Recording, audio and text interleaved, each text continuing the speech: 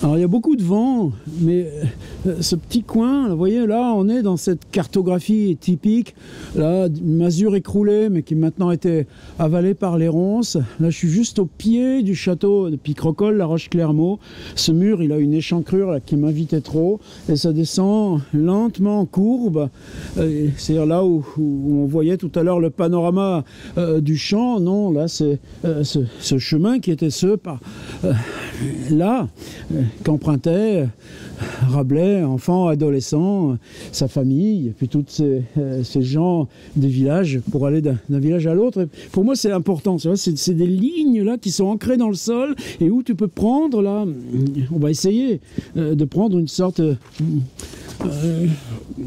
d'énergie. Non, oh là là, faut pas entrer dans des choses mystiques. C'est pas ça. C'est symbolique. C'est juste que le fait que tu t'installes dans des endroits où ils sont bien parce que Rabelais. Là, il te reste plus que 20 minutes pour arriver là. Et voilà, en tout cas, moi, ce coin, ce bout de chemin, j'y passe souvent. Alors, je voulais prendre un chapitre qui est bref aussi. C'est juste 2 pages et demie à peine. Comment on vêtit Gargantua, chapitre 7. Et il y a toujours ce truc que Gargantua, alors toujours on voit le géant. Eh oui, mais il n'y a pas que ça. C'est-à-dire qu'il y a une matière livre qui comporte aussi, j'allais dire, c'est des zones intermédiaires. C'est pas ça non plus. Mais c'est des chapitres qui sont qu'on pourrait considérer comme plus à distance là, des questions graves, importantes. Et pourtant, c'est pas seulement ça. Par exemple, Gargantua, donc on a sa naissance. Pour ça que le mot roman, bon, pourquoi pas le garder, c'est la même structure logique qu'on a dans le Pantagruel, mais qu'on va diffracter beaucoup plus par étapes, beaucoup plus en profondeur. C'est-à-dire l'enfant de 1 à 3 ans, il est confié aux femmes, aux nourrices. Et même, il n'est pas baptisé, parce que la mortalité infantile est telle qu'on attend qu'il soit devenu infants, c'est-à-dire non plus ce petit nourrisson là, qui gambade sur ses 2 jambes, qu'on nourrit avec le lait des nourrices, ou pour Gargantua, les 13 000 vaches de Pontilles qui servent à ça, mais cet état-là, il n'est pas encore considéré, mais ça durera jusqu'à Louis XIV, ce truc-là. Et puis ensuite, de 3 à 5 ans, il est encore aux mains des femmes, mais il y a tout cet apprentissage des jeux. Et là, on va retrouver des chapitres. Je me souviens l'avoir lu, là, juste à Seuilly, en bas, dans cette espèce de lavoir qui est là sur le petit ruisseau, qui est un affluent là, du Négron, donc le gué de Vède, mais ce quincampoix, là, ce lieu-là où le village vient pour les lessives, etc., et que les enfants pêchent des têtards, vous savez. Et donc, pareil, pour moi, il y avait une sacrée émotion à ça. Et c'est seulement au terme là, de cette deuxième phase, de 3 à 5 ans, qu'on va voir ici se dérouler avec les chevaux de bois, avec tous ces jeux, avec les premiers trucs du cheval là, qu'on on se familiarise. Et puis ben là, à ce moment-là, arrive le père, comme par hasard, le père revient de guerre. Donc Rabelais s'en tire avec cet artifice narratif, et le père, ça y est, le dégage de cet état d'enfant confié aux nourrices et va commencer son éducation. Le maître sous ces pédagogues là du Moyen-Âge, et puis ensuite les pédagogues de la Renaissance. Là, on sera dans le grand Gargantua. Et comme par hasard, quand son père le prend en charge, la rupture, c'est quoi? C'est le chapitre sur les torches-culs. Pareil, allez voir la table des matières. Ça, on l'a fait un tout petit peu plus loin, là aussi. Alors, comment on vêtit Gargantua? Donc, c'est l'enfant jusqu'à 3 ans. Et ce qui me semble toujours extraordinaire dans ce chapitre, il y a 2 choses. La première chose, c'est le côté concret. On va tout détailler, et tout détailler aussi avec comment ça a été fait, par qui ça a été fait, où on se l'est procuré. Et là, pour moi, Rabelais se détache complètement de son contexte. C'est-à-dire le travail, qu'elle soit de la dentelle ou du cuir, ou de la fausse épée, ou de l'orfèvrerie et des joyaux, eh bien, là, c'est comme si on passait du discours là, abstrait au discours incarné, mais incarné par les mains qui travaillent, les trajets, parce que ces trajets, ça remonte même au néolithique. Et puis une autre chose, qui est tout à la fin, très discrète. Je ne sais même pas si... j'ai jamais vu ça vraiment relevé là, dans toute la glose rabelaisienne. Vous allez voir que l'auteur, Alcofribas, vous savez, là, vous prenez les lettres Rabelais, vous mélangez tout, vous envoyez sur la table, ça fait quoi? Alcofribas Nazier, l'abstracteur de quintessence. Eh ben, c'est Alcofribas qui va venir et qui va passer une bague au doigt de Gargantua. Un geste, évidemment, ô combien rituel, symbolique. Mais c'est la bague passée au doigt de Gargantua, rôle laissé à celui qui a écrit le livre. Drôle de chose, non? Avant que le livre, là, au seuil d'où le livre commence. Lui, étant en cet âge, son père ordonna qu'on lui fît des habillements à sa livrée, laquelle était de blanc et de bleu. De fait, on y besogna. C'est tout de suite le travail là, qui s'installe. Et furent faits, taillés et cousus à la mode qui pour lors courait par les anciennes pantarches qui sont dans la chambre des comptes à Montsoreau. Toutes les occurrences là, du château de Montsoreau, là, dans Rabelais. Je trouve qu'il fut vêtu. Donc on consulte les archives, parce que c'est écrit là, Alcofribas, il est de l'âge de Pantagruel, de la génération. Gargantua, c'est 400 ans avant. Or, c'est des chroniques qu'on a trouvées, il manque le début des pages. Cette structure temporelle, là, elle est compliquée. C'est-à-dire que lui qui écrit l'histoire de Gargantua, il faut encore qu'il aille trouver des archives encore plus anciennes. Pour sa chemise furent levées 900 zones de toile de Châtellerault, 74 km, j'ai vu le panneau tout à l'heure, et 200 pour les coussons en sorte de carreaux, lesquels on mis sous les aisselles. Tu renforces le dessous des épaules, pour que ce soit plus résistant. Et n'était point froncé. Il n'y a pas de frange, car la froncure des chemises n'a point été inventée. Et ouais, ça c'est les modes de son époque, là, début 16e. Sinon, depuis que les lingères, lorsque la pointe de leur aiguille était rompue, ont commencé à besogner du cul. Bon, là, on est dans la légèreté Rabelais. Là, la lingère, là, etc., tu fais ce mouvement-là, eh ben, c'est normal que ça fasse des franges aux vêtements. Pour son pourpoint, furent levées 813 aunes de satin blanc, et pour les aiguillettes, 1509 peaux et demi de chiens. 1500 chiens, voilà, qui passent à l'équarrissage pour faire de la peau de chien pour vêtir Gargantua. Tu t'en souvenais, ça? Qu'il était habillé de peau de chien, le jeune Gargantua? C'est pour ça qu'il faut le lire, là. En détail. C'est le détail qui nous ouvre. Lors commença le monde de attacher les choses au pourpoint, et donc le pourpoint aux choses, car c'est chose contre nature. Si tu as le bas qui est fixé au pourpoint là, par une jartelle, ah ben si tu attaches le pourpoint à la chose, c'est différent que si tu attaches la chose au pourpoint. Tu nous expliqueras, mais c'est pour rire. Pour ces choses furent levées 1105 aunes, un tiers d'estamé blanc, et furent déchiquetées en forme de colonnes striées et crénelées par le derrière, afin de n'échauffer les reins. Les fesses, faut que ça ventile.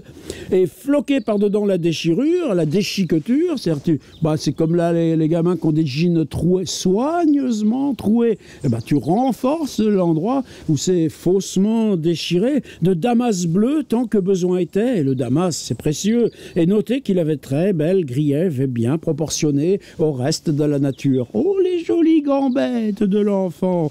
Pour la braguette, alors évidemment, c'est le tour de force. Furent levés 16 aunes, un quartier dit lui-même drap, et fut la forme d'icelle comme d'un arc-boutant. Tu vois les arcs-boutants des cathédrales? Voilà avec quoi la taille là, qui nous donne la braguette de Gargantua. Bien étachée joyeusement à 2 belles boucles d'or que prenaient 2 crochets d'émail, et en chacun desquels était enchâssée une grosse émeraude de la grosseur d'une pomme d'orange. Ben oui, Rabelais, il est allé à Rome. Donc il connaît les oranges. Est-ce que ses lecteurs les connaissaient? Ici, là, justement. T'as pas beaucoup d'orangers, là, par chez nous. Car ainsi que dit Orpheus, libro del lapidibus et Pline, libro ultimo, est la vertu érective et confortative du membre naturel. C'est connu. Mange de l'orange, tu verras bien. L'exiture de la braguette était à la longueur d'une canne, déchiquetée comme les chausses, avec le damas bleu flottant comme devant. Mais voyons la belle brodure de canetille, et les plaisants entrelacs d'orfèvrerie, garnis de fins diamants, fins rubis, fines turquoises, fines émeraudes et unions persques. Vous l'eussiez comparé à une belle corne d'abondance. Merci les oiseaux d'accompagner, ris avec moi les oiseaux, tels que voyez aux Anticailles, tel que donna Rhea et deux nymphes Adrastea et Ida, nourrices de Jupiter. Et on arrive à la braguette, toujours fleurissante, toujours fructifiante, pleine d'humeur, pleine de fleurs, pleine de fruits, pleine de toutes délices. Je avoue Dieu s'il la faisait bon voir. Tu comprends pourquoi qu'on l'a mis au programme des lycées? Gargantua et sa braguette. Mais je vous en exposerai bien davantage au livre que j'ai fait, qui s'intitule « De la dignité des braguettes ». Mais d'un cas vous avertis que si elle était bien longue et bien ample, si était-elle bien garnie au-dedans et bien avitaillée, en rien ne ressemblant les hypocrifiques, oh le mot, les hypocrifiques, braguettes d'un tas de muguets qui ne sont pleines que de vent au grand intérêt du sexe féminin. Pour les souliers furent levées 406 aunes de velours bleu cramoisi, et furent déchiquetés à barbe d'écrevisse bien mignonnement. Pour la carrelure d'Isseux furent employés 1100 peaux de vaches brunes taillées à queue de merlu. T'avais pas assez des 1500 chiens? 1100 vaches. Oh, t'as de belles grolles, mon fils. Pour son saille furent levées 1800 zones de velours bleu, donc toujours le bleu, teint en grenat, brodé alentour de belles vignettes et par le milieu de peintes d'argent de Cantilly, enchevêtrées de verges d'or avec force perles, par ceux dénotant qu'il ferait un bon fesse-peinte en son temps. Sa ceinture fut de 300 zones et demie de serge de soie, moitié blanche et moitié bleue. Mais 300 zones, oh là là, tu ferais tout le tour du village 3 fois avec ça. Son épaze ne fut valencienne, ni son poignard saragossois, car son père haïssait tous Hidalgo bourrachos, maranisés comme diable. Bah ouais, à l'époque, c'est pas encore Don Quichotte. L'Espagne, c'est le monde arabe. Charles Martel, c'est déjà aussi presque là, les batailles de Poitiers, là, les invasions sarrasines. Donc ça, c'est évidemment très présent. Alors on n'y va pas avec le dos de la cuillère, mais il eut belle épée de bois et poignard de cuir bouilli. Voilà, une belle épée de bois, un poignard de cuir bouilli. Et les enfants, ça les fait encore rêver, ce genre de choses. Peints et dorés comme un chacun souhaiterait. Qui c'est un chacun qui souhaiterait? Ça, c'est bizarre. Peint, c'est-à-dire on te confie au lecteur d'imaginer comment il a peint. Mais imagine-toi comment toi tu le peindrais, et puis voilà, c'est celui de Gargantua. C'est des petites choses comme ça qui rendent un texte vivant, vivant. Sa bourse fut faite de la couille d'un oriflamme que lui donna R. Pracontal, proconsul de Libye. Allez, voilà, une bonne couille d'éléphant qui vient de Libye, et tu l'auras, ta petite boursette à mettre tes petites billes. Pour sa robe fut relevé 1100 zones, moins 2/3 de velours bleu comme dessous, tout port filet d'or en figure diaconale, dont par juste perspective sortait une couleur innommée, telle que vous voyez au cou des tourterelles, qui réjouissait merveilleusement les yeux des spectateurs. C'est la nouvelle de Lovecraft, couleur tombée du ciel, une couleur qu'on ne peut pas interpréter avec ce qu'on connaît là, une couleur au cou des tourterelles, il y a cette couleur qu'on n'arrive pas à nommer. Eh bien on l'utilise et on indique ça, c'est-à-dire que là on vous bassine avec toutes les couleurs. Non, il y a un endroit où la couleur est indéfinissable, une couleur innommée. Elle n'a pas de nom.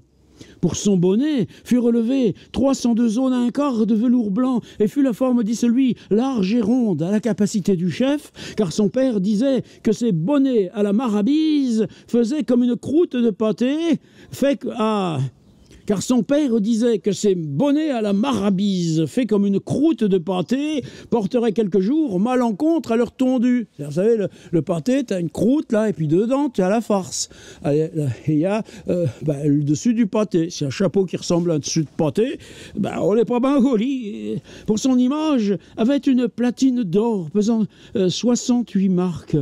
Pour son image, pour son image. Son miroir. Le miroir est son image. Là encore, miracle. Tout petit miracle.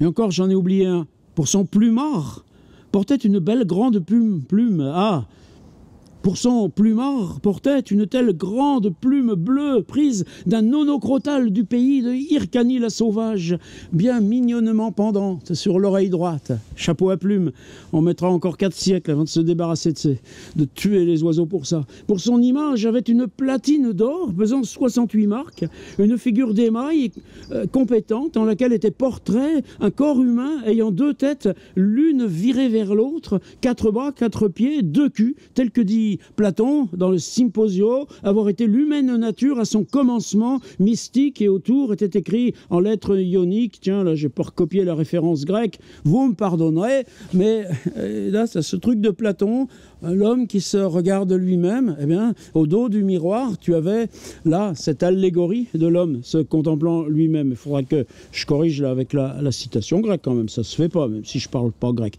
Pour porter au col, une chaîne d'or pesante 25 063 mares d'or, faites en forme de grosses basses, entre lesquelles étaient en œuvre gros lapes verts, engravés, taillés en dragon, tout environnés de raisés, étincelles, comme les portait jadis le roi Néchepsos. Tu vois, tu as un médaillon, le médaillon de dragon avec ses flammes. Il faut bien signifier que l'enfant, c'est pas l'enfant du peuple, c'est l'enfant du roi, et descendait jusque à la bouque du petit ventre, dont toute vie en eut l'émolument tel que savent les médecins grégeois. Ouais, si tu as l'étincelle là dans le ventre, c'est que tu as faim, tout simplement.